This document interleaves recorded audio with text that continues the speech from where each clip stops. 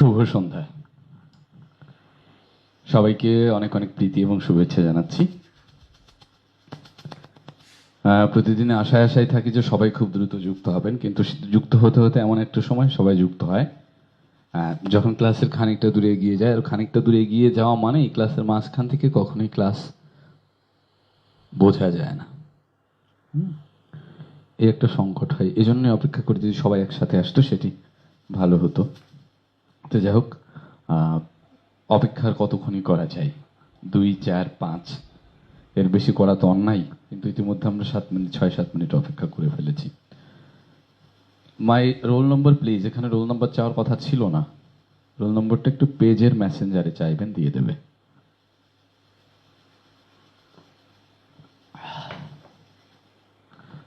তো যাই হোক, আমরা শুরু করি। আশা করি গত দুদিনের ক্লাসে আমরা ব্যায়াম শিখেছি এবং তারপরে বাক প্রস্তুতির পর্বে গিয়ে শিখেছি আমরা ব্যায়াম। তারপরে স্বরধ্বনিতে গেছি, স্বরধ্বনিতে গিয়ে আমরা স্বরধ্বনি অনুশীলন কিভাবে করব, সাউন্ডগুলোকে আমরা কিভাবে আয়ত্ত করব সেটা নিয়ে আমরা কাজ করেছি এবং সেটির কৌশলগুলো বোঝার চেষ্টা করেছি। কার কি সংকট সেটিও আমরা জমে খুঁজে বের করার চেষ্টা করেছি। তো আমি বারবার সেদিন বলছিলাম, স্বরধ্বনি বাংলা উচ্চারণের, বাংলা ভাষার ক্ষেত্রে সবচেয়ে বড় হাতিয়ার, মৌলিক হাতিয়ার স্বরধ্বনি। এই স্বরধ্বনি যা ঠিক হয়ে যায় তার দৈনন্দিন জীবনের উচ্চারণের অন্তত পক্ষে 70 থেকে 80% উচ্চারণ ঠিক হয়ে যায়। আঞ্চলিক সমস্যা ওই স্বরধ্বনি কেন্দ্রিক, সেটি আমি বারবারই আপনাদেরকে বলেছি। তো আমরা স্বরধ্বনির আরো একটি কৌশলে একটি অনুশীলন শিখব, যে অনুশীলনটা আর মধ্য দিয়ে আমরা বুঝব কিভাবে স্বরধ্বনির সাথে ব্যঞ্জনধ্বনি এবং একটি বাক্যের সাথে স্বরধ্বনি সম্পৃক্ত থাকে এবং সেই স্বরধ্বনি কিভাবে একটি বাক্যকে সুসংগঠিত করে, নান্দনিক করে, সুন্দর করে। এরকম স্বরধ্বনি, ব্যঞ্জনধ্বনি এবং একটি বাক্যের সংমিশ্রণ, এরকম একটি প্রয়োগ আমরা শিখব। যে ক্লাসে আবার আমরা স্বরচর্চার কিছু কাজও করে ফেলবো, স্বরচর্চা সংক্রান্ত কিছু কাজ। তো সেটিতে গিয়ে প্রথমেই বলতে চাই, আপনার সারেগামা পাধানিসা এটা অনেকেই জানেন, অনেকেই করেন। যারা সঙ্গীতে আছেন তারা তো ভালো জানেন, এবং সঙ্গীতের সাথে যাদের যোগাযোগ নেই তারাও সা রে গা মা পা ধা নি সা এই শব্দগুলোর সাথে পরিচিত, এবং নানা মাধ্যমে এই সা রে গা মা পা ধা নি সা এই অক্ষরগুলো দেখেছেন এবং কিভাবে করে সেটি আপনারা দেখেছেন। তো আজকে আমি সেই সরগমটাই করব, সা রে গা মা পা ধা নি সাটাই করব, কিন্তু সেটির মৌলিক উদ্দেশ্য স্বরধ্বনি ঠিক করা। সেইভাবেই অনুশীলনটা করব। তো যেভাবে যাচ্ছি একটু আমরা মাথায় রাখবো, মনোসংযোগ শতভাগ যেন আমার সাথে থাকে, সেটি একটু মাথায় রাখবো সবাই। আর সেই সাথে প্রথমেই বলতে চাই, এটি সরগম করছি মানে আপনাকে সঙ্গীতজ্ঞ হতে হবে, হারমোনিয়াম কিনতে হবে কালি, হ্যাঁ, সঙ্গীতের পেছনে উঠে পড়ে লাগতে হবে এরকম কোনো বিষয় না। তো আগে শব্দগুলো আমি লিখি, আমরা যেগুলো উঠি সেগুলো আপনারা একটু টুকে নেবেন। সা রে গা মা পা ধা নি সা।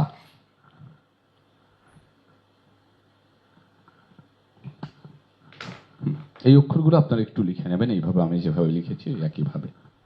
সা রে গা মা পা ধা নি সা, এইগুলো আমরা একটু লিখে নেব একইভাবে, এবং আমরা এখনই অনুশীলন করব।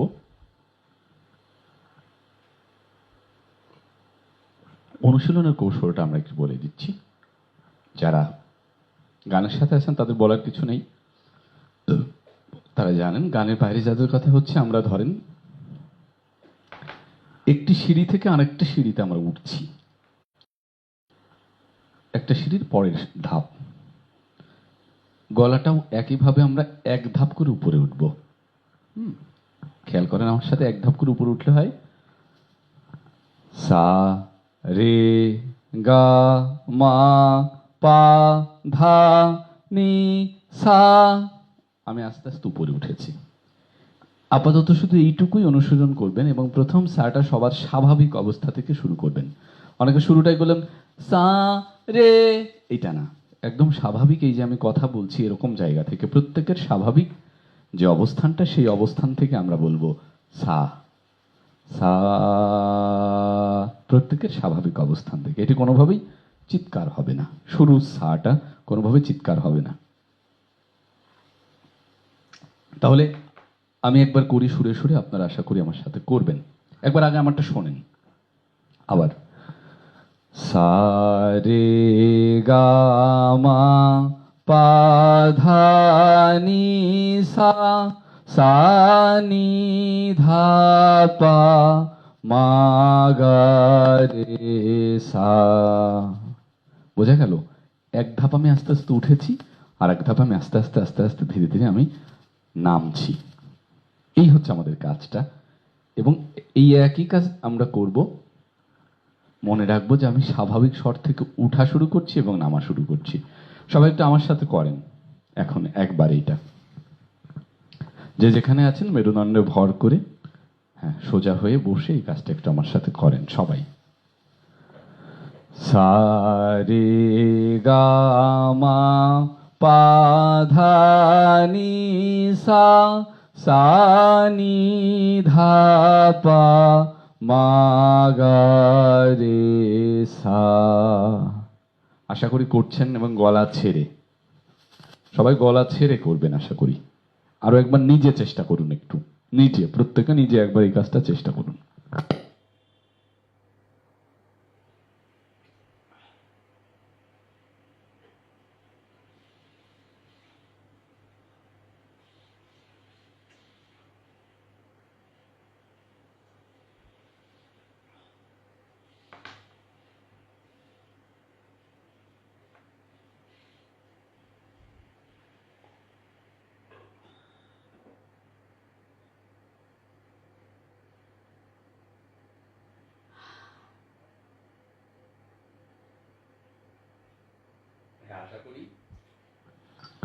আশা করি সবাই নিজে একবার করে চেষ্টা করেছেন এবং তাতে ব্যর্থ হচ্ছেন বলে আমার মনে হয় না। সবাই সেটি পারছেন বলে আমি বিশ্বাস করতে চাই। এখন শুরুতেই যে সবার একদম হুবহু শতভাগ হবে এটি ভাবার সুযোগ নেই, এটা আস্তে আস্তে হবে। আমি আরেকবার বলে দিচ্ছি, দেখেন আমি কিভাবে উঠছি, আমার হাতের দিকে এবং আমার কণ্ঠের দিকে একটু খেয়াল করেন সবাই। যারা গানের সাথে সম্পৃক্ত না তাদের জন্য এটি খুব বেশি জরুরি। দেখেন আমি কোথা থেকে শুরু করছি। সা রে গা মা পা ধা নি সা, সা নি ধা পা মা গা রে সা। আমি 7টা ধাপ উঠলাম, 7টা ধাপ নামলাম। হ্যাঁ, এটি হচ্ছে আমাদের কাজ। এখন আমাদের উদ্দেশ্য সরগম শেখা বা সঙ্গীতজ্ঞ হওয়া, গান শেখা, এটি উদ্দেশ্য না। এটি আমাদের স্বর ঠিক হবে, তার সাথে আমাদের স্বরধ্বনি সাউন্ড নিয়ে আমরা গতদিন যে কাজ করছিলাম সেই কাজটিকেই একটু শানিত করা।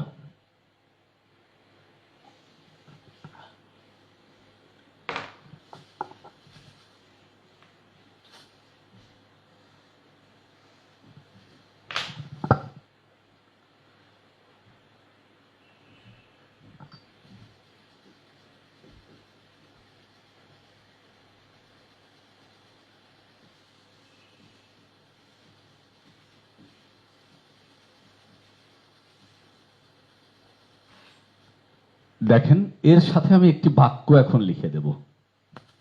কি যে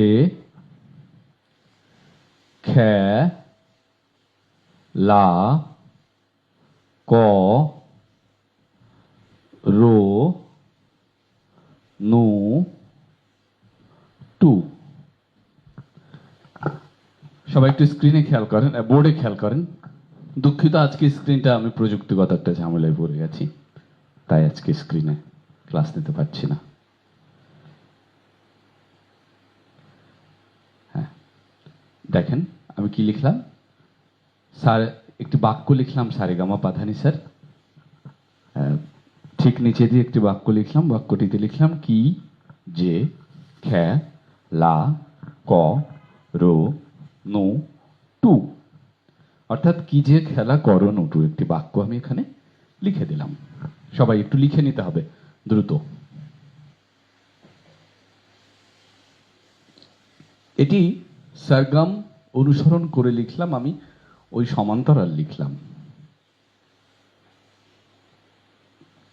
এটি লেখার কারণ হচ্ছে আমরা সরগমের মতো করে এই বাক্যটিকে অনুশীলন করব।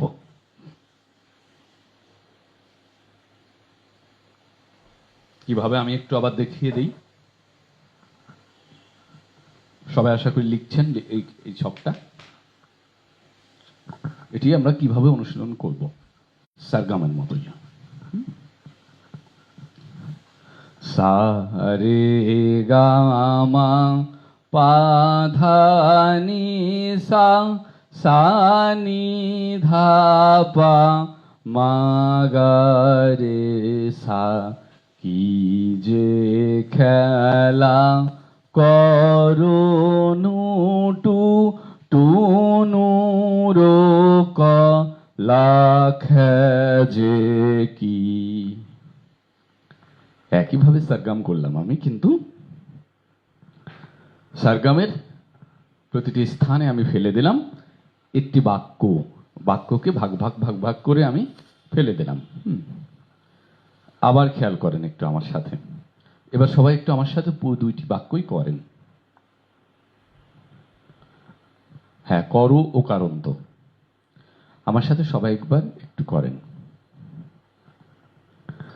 সা রে গা মা পা ধা নি সা, সা নি ধা পা মা গা রে সা, কি যে খেলা করো নু টু টু নু রো ক লাখ যে কি।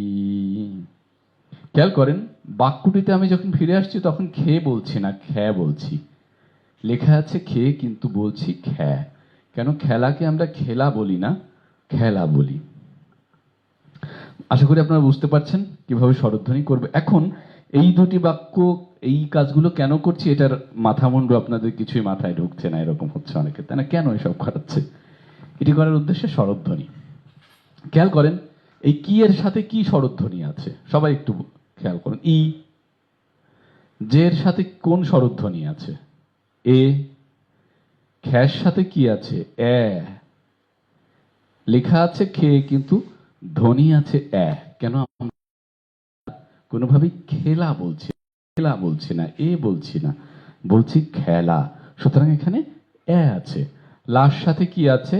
আ আছে। কর সাথে কি আছে? অ আছে। রোর সাথে কি আছে? ও আছে। নুর সাথে কি আছে? উ আছে। টুর সাথে কি আছে? উ আছে।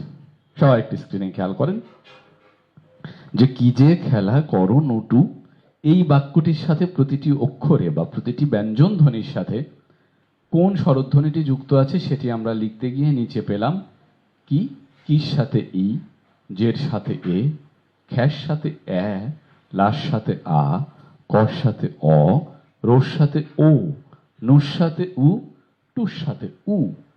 এই দেখেন 7টি স্বরধ্বনি আমরা এই বাক্যে পেয়ে গেছি। এখন আমাদের কাজ হবে এই 3টি বাক্য সরগমের মতো করে একইভাবে বলে দেয়া পুরোটা। কিভাবে? আমি 3টি একবার করছি, আপনারা আশা করি লিখে নিচ্ছেন। এটি কিন্তু জুমে আজকেই সবাইকে শোনাতে হবে, সবাই জুমে শোনাবেন। সুতরাং একটু গুরুত্বের সাথে ভাববো এবং দেখবো বিষয়টা। তো আমি একবার করছি, সবাই আমার সাথে প্রথমে একবার শুনে নেন, তারপরে আপনারা চেষ্টা করবেন। সা রে গা মা পা ধা নি সা, সা নি ধা পা মা গা রে সা, কি যে খেলা করো টু টু নু রো ক লাখ যে কি। ই এ এ আ অ ও ও উ উ উ উ ও অ আ আ এ এ ই।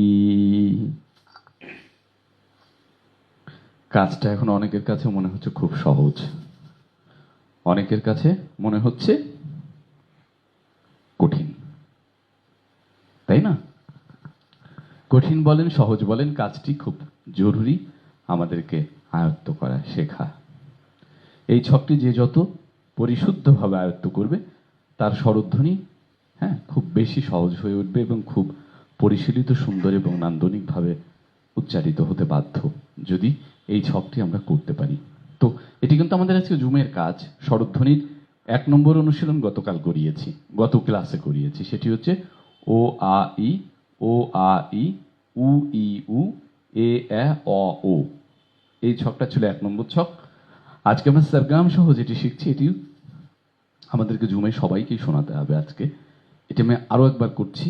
সকলেরই যেটি ঝামেলা হবে, প্রায় সকলের, 2-4 জন ছাড়া, একটু যারা আগে থেকে জানেন, বোঝেন বা এটার সাথে যোগাযোগ, বা যাদের স্বরধ্বনিগুলো ঠিকঠাক মতো শেখা আছে বা উচ্চারণ করা হয়, তারা হয়তো পারবেন। এর বাইরে অধিকাংশ মানুষই ভুল করবেন। কি? ওই ব্যায়ামগুলো না করার কারণে, যে ব্যায়ামগুলো আমরা প্রথম ক্লাসে শিখেছিলাম, ওই ব্যায়ামগুলো না করার কারণে যেটি হবে, ওই যথারীতি ও উ হয়ে যাবে, এ হয়ে যাবে, এ হয়ে যাবে। এই সমস্যাটা থেকে কাটিয়ে উঠতে, এই সমস্যা অতিক্রম করতে, এটি হচ্ছে সবচেয়ে বড় হাতিয়ার। আর এই হাতিয়ারগুলো আসলে দাঁড়িয়ে থাকে ওই ব্যায়ামগুলোর উপর। ঠোঁট, চোয়াল এবং জিহ্বার যে ব্যায়াম, সেই ব্যায়ামের উপরে এই হাতিয়ারটা দাঁড়িয়ে।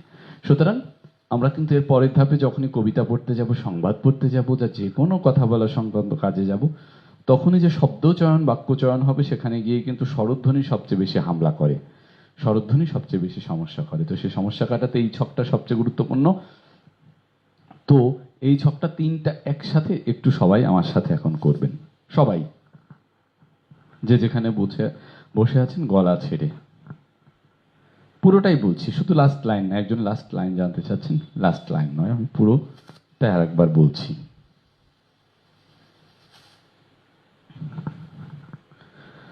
সা রে গা মা পা ধা নি সা, সা নি ধা পা, মা গা রে সা। কি যে খেলা করুনু টু টুনুর কলা যে কি ই এ এ আ অ ও উ উ উ উ ও অ আ এ এ ই। গতদিন যাদের যেটি যেটি সমস্যা বলেছিলাম স্বরধ্বনিতে, যারা কাটিয়ে উঠতে পেরেছেন, তাদের জন্য আজকে এটা কিছুটা হলেও স্বস্তিদায়ক এবং সহজ হয়ে উঠবে। কিন্তু সেই সমস্যা থেকে যারা ইতিমধ্যে পরিত্রাণ পাবার কোনো চেষ্টাই করেননি, তাদের জন্য এটি ওটির চেয়ে কিন্তু কঠিন হবে। তো যাই হোক, আমরা জুমে এটা ঠিক করবো যে কার কি সমস্যা হচ্ছে। আবার গত দিন থেকে যারা একদম চেষ্টা করেনি, তাদেরটাও বুঝবো। আবার অনেকে চেষ্টা করেও ফেল করবেন, কারণ আপনার দীর্ঘ 30 বছর একটি অনুশীলন ছিল। সেই অনুশীলনটি হচ্ছে, আপনি ওকে উ বলেন। অনেকেই কিন্তু আমরা পেয়েছি যে ওকে উ বলে, এবং উনি নিজেও জানে না এই 30 বছরের জীবনে বা 35 বছরের জীবনে বা 40 বছরের জীবনে উনি নিজেও কোনোদিন ভাবতেও পারে নাই, কল্পনাতেও ভাবে নাই যে আমি ওকে উ বলি, ভাবেই নাই। এরকম একটি ভুল কিন্তু আমাদের অনেকের থেকে যায়, থাকতে পারে। তো সেই ভুলটা যখন শুধরাবার, সেটি যে 1 দিন 2 দিন 4 দিনে অনেকের হয়ে যাবে তা নয়। কারো কারো ক্ষেত্রে এটা 2 মাস, 1 মাস, 15 দিন সময় লাগতে পারে। সদিচ্ছা এবং প্রচন্ড চেষ্টা যদি থাকে, সেটা 1 সপ্তাহের মধ্যে যে কোনো উচ্চারণ সংক্রান্ত যে কোনো ভুল আপনি কাটিয়ে উঠতে পারেন, এতে কোনো সন্দেহ নাই, যদি সদিচ্ছা এবং সেটি তথাকথিত চেষ্টা না, সর্বোচ্চ চেষ্টা এবং ইচ্ছে আপনার যদি থাকে, সেটি কাটিয়ে উঠতে পারেন। শ্বাস ফুরিয়ে যায়, এখানে দমেরও ব্যায়াম হবে। আমার দমটা কিভাবে ভালো হবে, বড় হবে এবং শক্তিশালী হবে, সেটির অনুশীলনও কিন্তু এখানে খুব চমৎকারভাবে আমরা করার সুযোগ পাচ্ছি। তো সেটি হাতছাড়া না করে দমের অনুশীলনটাও হয়ে যাবে, আমরা করব। তো আপনারা সবাই এই অনুশীলনটি আশা করি খাতায় লিখে নিচ্ছেন। জুমে আমি আজকে এটি শুনবো এবং আপনাদের আজকে একটি পরীক্ষা দেওয়া হবে আর একটু পরে, সেটি আরো একটু আমরা ব্যঞ্জন ধ্বনিতে যাব, সেই ব্যঞ্জন ধ্বনি সহ একটা 10 নম্বরের পরীক্ষা হবে। আমি আরো একবার করে দিচ্ছি পুরো সার্কেলটা, সবাই একবার আমার সাথে করেন। খাতায় লেখা আছে, খাতাটা সামনে নিয়ে অবশ্যই আমার সাথে করেন। সারে গামা পাধানি সা সানি ধাপা মাগারে সা, কি যে খেলা করুনু টু টুনুর কলা খেজে, কি ই এ এ আ অ ও উ উ উ উ ও অ আ এ এ ই।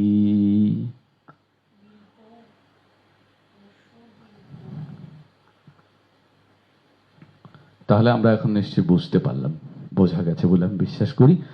তো আমি আজকে কিন্তু সবার সুর, তাল, লয় এগুলো খুব গুরুত্ব দেবো তা না, এটা আপনারা আস্তে আস্তে ঠিক করবেন। আজকে আমার গুরুত্ব থাকবে যে আমার স্বরধ্বনিগুলো সবাই তুলতে পারছেন কিনা, এটি হচ্ছে আমার মূল লক্ষ্য থাকবে। তো আজকের ক্লাসে আপনারা স্বরধ্বনি আসলে তুলে নেবেন, এটা চেষ্টা করি।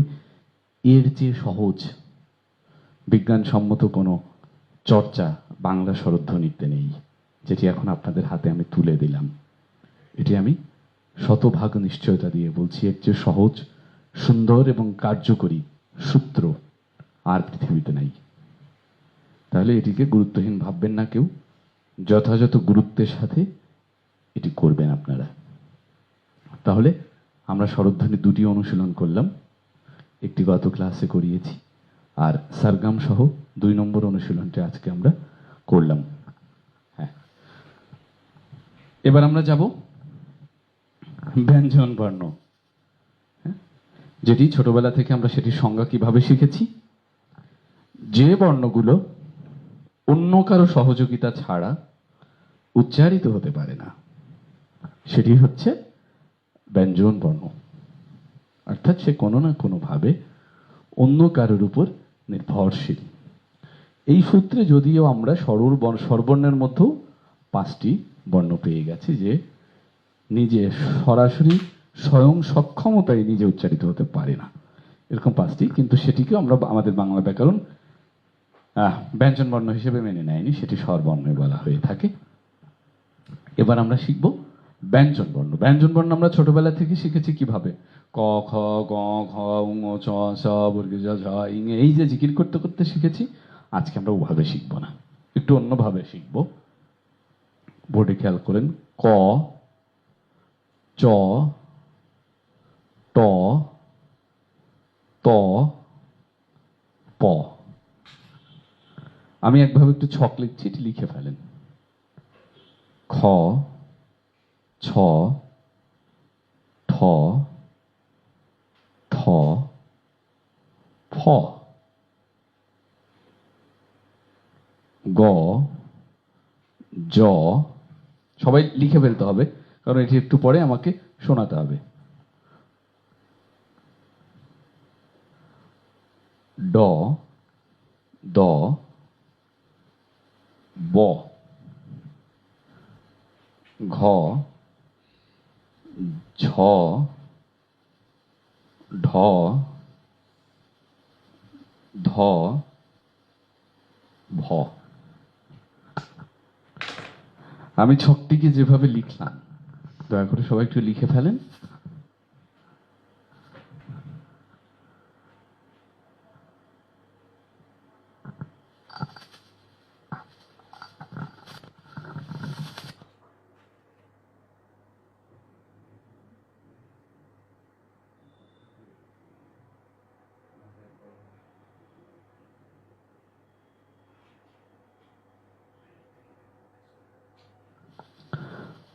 আশা করি ছকটি আপনারা লিখে নিয়েছেন। এখন আসেন এই ছকটি আমরা কিভাবে অনুশীলন করব। করব নাকি করব? হ্যাঁ, আপনাদের পরিচিতি পর্বে অনেকে করব শব্দটি লিখেছেন, বলেছেন।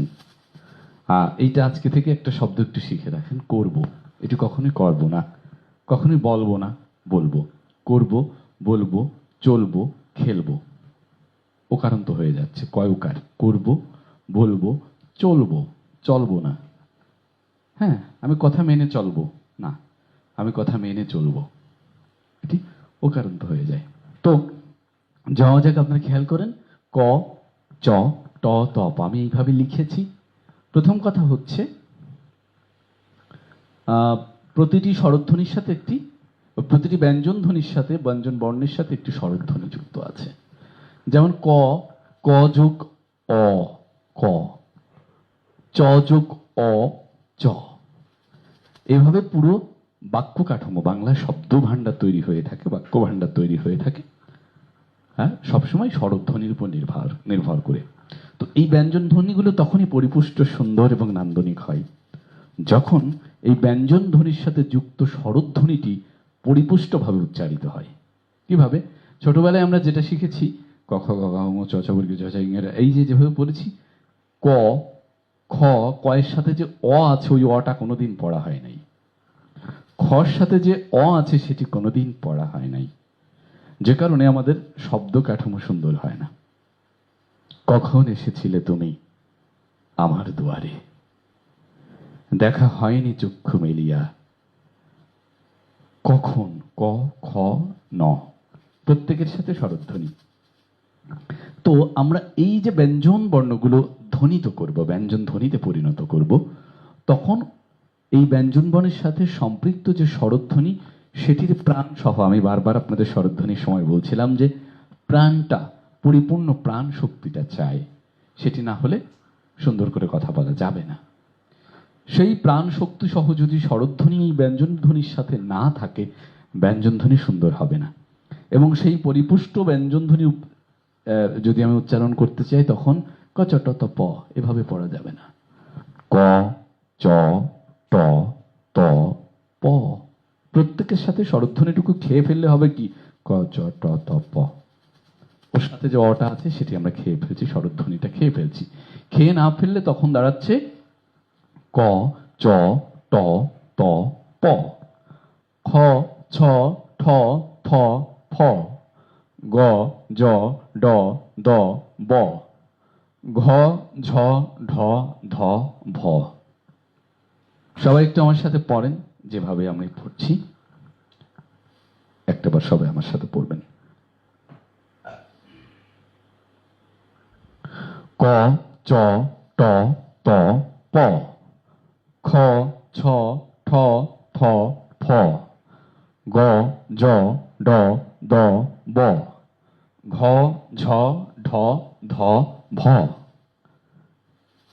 পড়তে গিয়ে একটা জিনিস নিশ্চয়ই আপনাদের প্রশ্ন হচ্ছে, দেখেন সাজিয়েছি কিভাবে। এই প্রথম লাইন ক বর্গে যেটি আছে, ক লাইনে যেটি আছে, ক বর্গ না, ক বর্গ হলে এটা হয়ে যাবে। এই কয়ের লাইনে যেটা আছে দেখেন, ক, চ, ট, ত, প। এটি উচ্চারণ করতে গিয়ে বাতাস অল্প লাগে, যে কারণে এটিকে বলা হয় অল্প প্রাণ। তারপরেরটা দেখেন, খ, ছ, ঠ, থ, ফ। এটি পড়তে গেলে এই লাইনের চেয়ে অনেক বেশি বাতাস লাগে। উচ্চারণ স্থান একই, প্রথম লাইন যেখানে উচ্চারিত হচ্ছে, দ্বিতীয় লাইন ঠিক সেইখানে একইভাবে উচ্চারিত হচ্ছে। পার্থক্য শুধু একটি, প্রাণ একটু বেশি, বাতাস একটু বেশি। যে কারণে প্রথম লাইনকে বলা হচ্ছে অল্প প্রাণ, দ্বিতীয় লাইনকে বলা হচ্ছে মহাপ্রাণ। একইভাবে তৃতীয় লাইনে খেয়াল করেন, গ, জ, ড, দ, ব। এই লাইনে বাতাস কম লাগে এবং বাতাস বেশি লাগে তার পরের ঘ, ঝ, ঢ, ধ, ভ। এটি মহাপ্রাণ।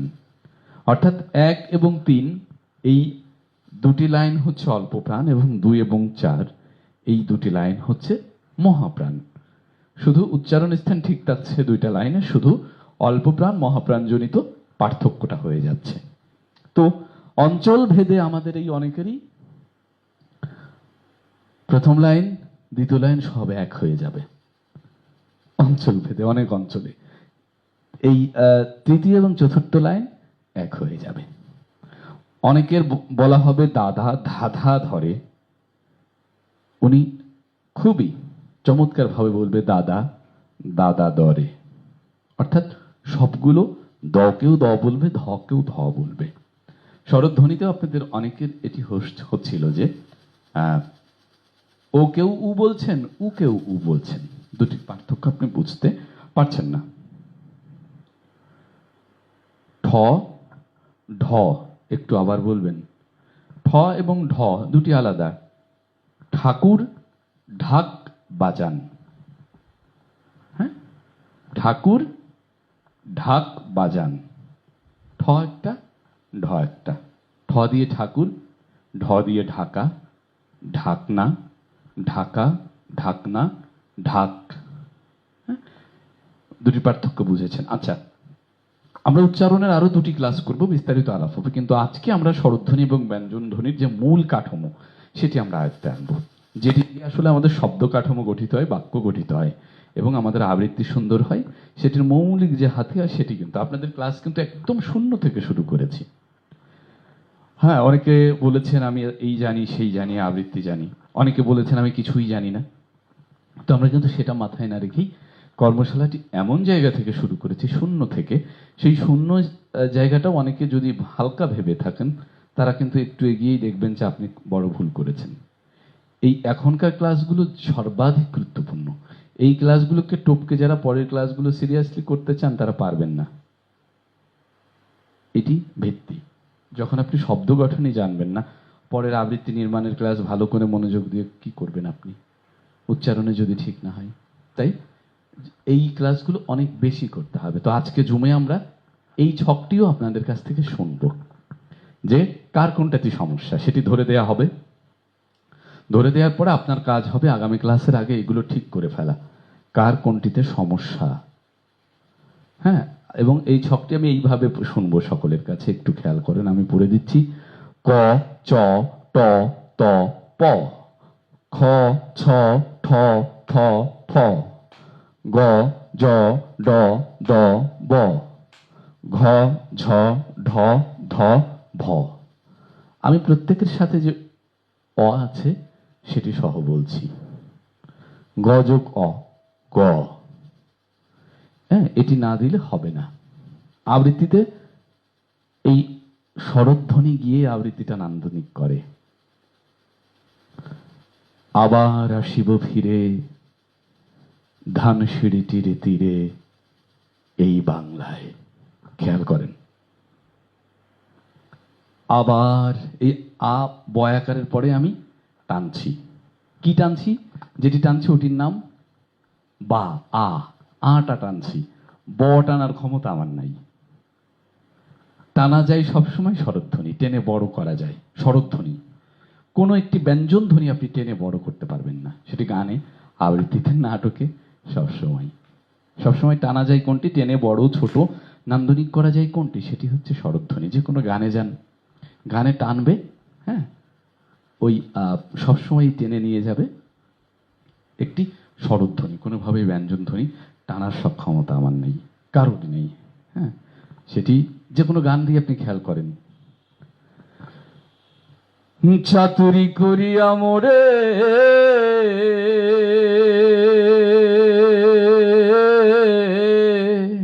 দেখেন, চাতুরি করিয়া মোরে, মোরে এটা টানা হচ্ছে, এ, এবং ওই এটা নিয়ে কার্যকর করা হচ্ছে। মূল নান্দনিকতা কিন্তু স্বরধ্বনির উপর। মোরে ওই রটা টানার সুযোগ আপনার নেই যে কোনো গানে। তাই পদ্মার ঢেউ রে রে, এটা টানা হচ্ছে। এমনি করে কবিতার ক্ষেত্রে যখন আমি নান্দনিক উপস্থাপনা টেনে সুন্দর করা হয়, তখন ওই স্বরধ্বনিটা টানা হয়, স্বরধ্বনিটাকে বের করে নিয়ে আসা হয়। দেখেন, আবার আসিব ফিরে, আমি বলছি আবার আসিব ফিরে, বটা এক মাত্রা টেনে আসছি। আবার আসিব ফিরে ধানসিঁড়িটির তীরে এই বাংলায়। হয়তো মানুষ নয়, হয়তো বা শঙ্খচিল শালিখের বেশে। এটি যদি আমি স্বরধ্বনিগুলো বাদ দিয়ে দিয়ে পড়ি তাহলে হবে আবার আসিব ফিরে ধানসিঁড়িটির তীরে এই বাংলায়। হয়তো মানুষ নয়, হয়তো বা শঙ্খচিল শালিখের বেশে। শুধু স্বরধ্বনি বাদ দিলে এটা হবে। আর স্বরধ্বনিগুলো প্রাণ দিয়ে দিয়ে কোথাও এক মাত্রা কোথাও দুই মাত্রায় জায়গা দিয়ে পড়লে হবে আবার আসিব ফিরে ধানসিঁড়িটির তীরে এই বাংলায়। হয়তো মানুষ নয়, হয়তো বা শঙ্খচিল শালিখের বেশে, হয়তো ভোরের কাক হয়ে এই কার্তিকের নবান্নে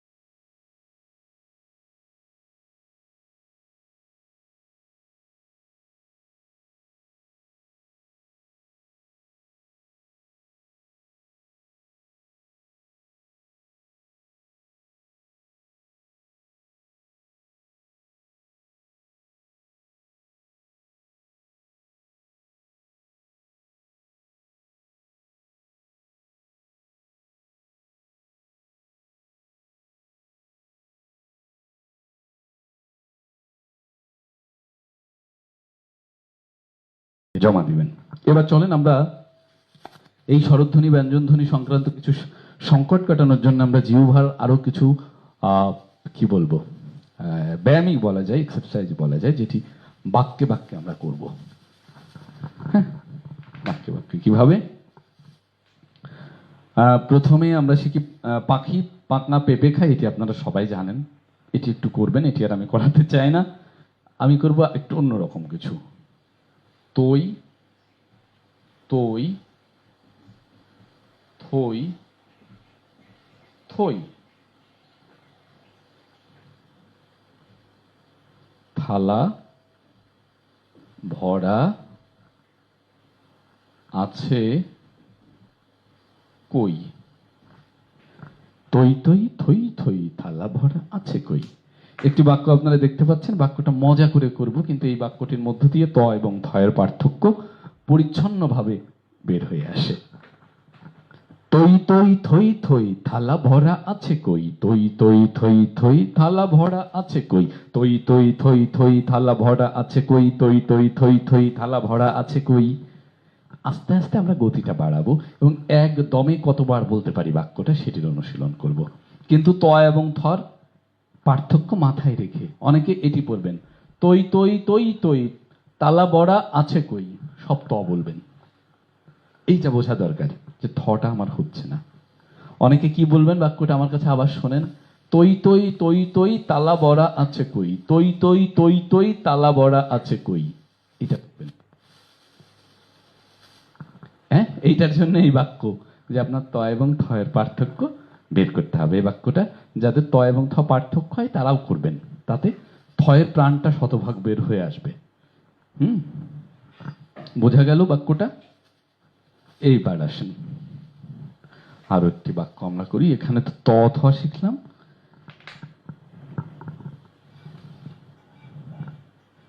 ক এবং খ একটা অনুশীলন করি। ক খ।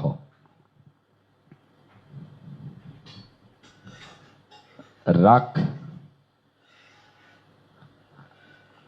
ঢাক,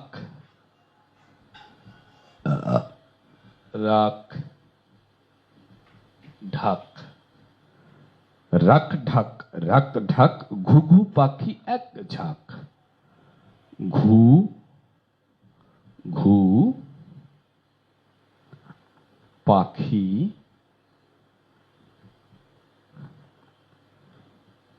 এক ঝাঁক। এখানে অনেকগুলো মহাপ্রাণ ধ্বনির, মহাপ্রাণ বর্ণের একটি। হ্যাঁ, তাহলে আমরা এই বাক্যটা দেখি। রাখ ঢাক, রাখ ঢাক, ঘুঘু পাখি এক ঝাঁক। রাখ ঢাক, রাখ ঢাক, ঘুঘু পাখি এক ঝাঁক। এটিকেও দ্রুত করব ক এবং খয়ের পার্থক্য সহ। অনেকের এটা হবে রাগ ডাক, রাগ ডাক, সব ক হয়ে যাবে। সেই সমস্যা কাটাতে আমরা এই বাক্যটা ধরব সবাই নিজ দায়িত্বে। হ্যাঁ, সবাই এই বাক্যটা আমরা করব অনেকবার এবং উচ্চারণ ঠিক রেখে। দ্রুত করতে পারলে ভালো, কিন্তু দ্রুত হওয়ার আগেও মৌলিক শর্ত শুদ্ধ হওয়া, সুন্দর হওয়া, নান্দনিক হওয়া, না হলে হবে না। তো এই দুইটি বাক্য আমরা মাথায় রাখবো আপাতত। এরপরে আরো এরকম অনেকগুলো বাক্য আমরা শিখবো উচ্চারণের ক্লাসে। এই দুটি আমরা আপাতত রাখি এবং স্বরধ্বনি ব্যঞ্জনধ্বনি যে অনুশীলনগুলো দিয়েছি সেগুলো যেন আমরা প্রাণ দিয়ে করি আজকে থেকে, এবং সেটা মাথায় সেট করে নিই। উঠতে বসতে যেন এটি চিন্তায় থাকে যে আমার এই উচ্চারণগুলো প্রাণ লাগবে। ছোটবেলায় আমি যেটি শিখে বড় হয়েছি, মাস্টার্স ডিগ্রি পাশ করেছি, সেটি আসলে মূল জিনিস না। সেখানে শুধুই সার্টিফিকেট নেয়ার জন্য দৌড়ঝাঁপ ছিল, মূল শেখাটা হয়নি, এরকম ছিল। তো আসলে সর্বোপরি আপনারা অনেকে শিক্ষক আছেন, এটি আনন্দের কথা যে আপনারা যদি এই সাউন্ডগুলো ছোট ছোট ছেলে মেয়েদেরকে শেখান তাহলে জাতি অনেক উপকৃত হবে। এবং আমাদের শিক্ষা ব্যবস্থাটা একটু বদলানো দরকার, একদম গোড়ার শিক্ষা ব্যবস্থা। উচ্চতর শিক্ষা ব্যবস্থা নিয়ে আমি কথা বলছি না, অন্তত প্রাথমিক বিদ্যালয়ের শিক্ষা ব্যবস্থা এটি খুব বদলানো দরকার। ছেলে মেয়েদের একদম খেলার ছলে শিক্ষা থাকবে, আর মূল জিনিসটা শেখানোর উদ্দেশ্য থাকবে। শুধু গাদা গাদা বই দিয়ে জ্ঞানী বানানো যায় না, শিক্ষিত বানানো যায় না। এটি এই উপলব্ধি থেকে জাতি হয়তো বদলাবে, একদম বদলাচ্ছে, এমন না যে একদম বদলাচ্ছে না। যেমন শিক্ষা বাণিজ্যিকরণ হয়েছে তেমনি আবার বদলানো শুরু হয়েছে।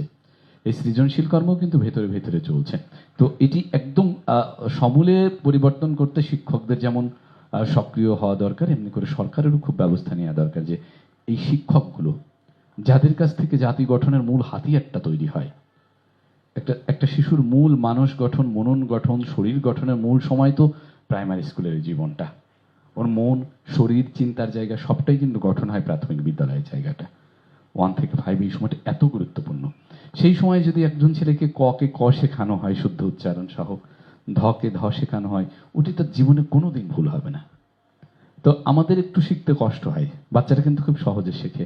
আমরা যারা একটু বড় হয়ে যাই বয়সে এবং যারা নিজেদেরকে একটু জ্ঞানী মনে করতে থাকি, হ্যাঁ বেশ কয়েকটা সার্টিফিকেট আছে আমাদের ফাইলে, এটা যারা ভাবতে থাকি তাদের যে কোনো কিছু শিখতে একটু কষ্ট হয়।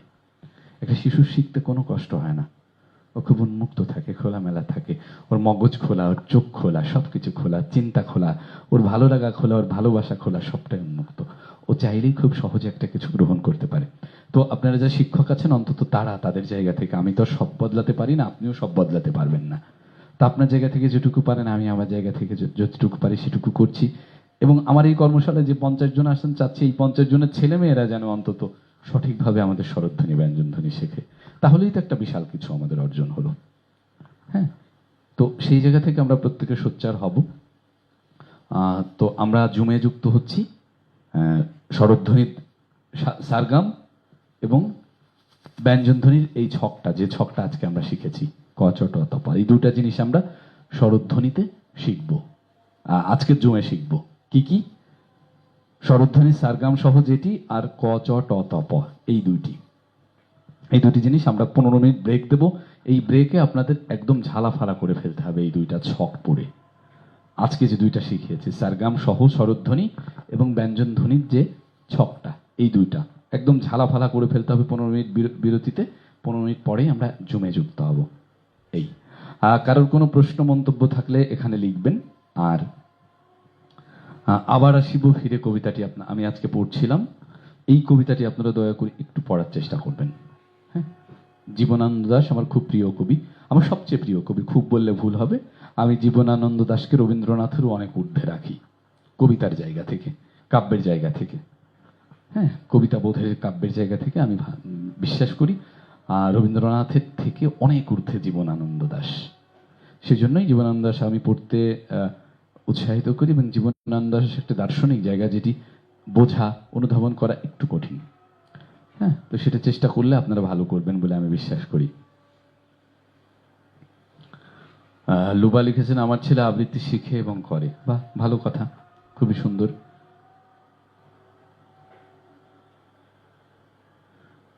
বাবুদের কিভাবে শিখাবো?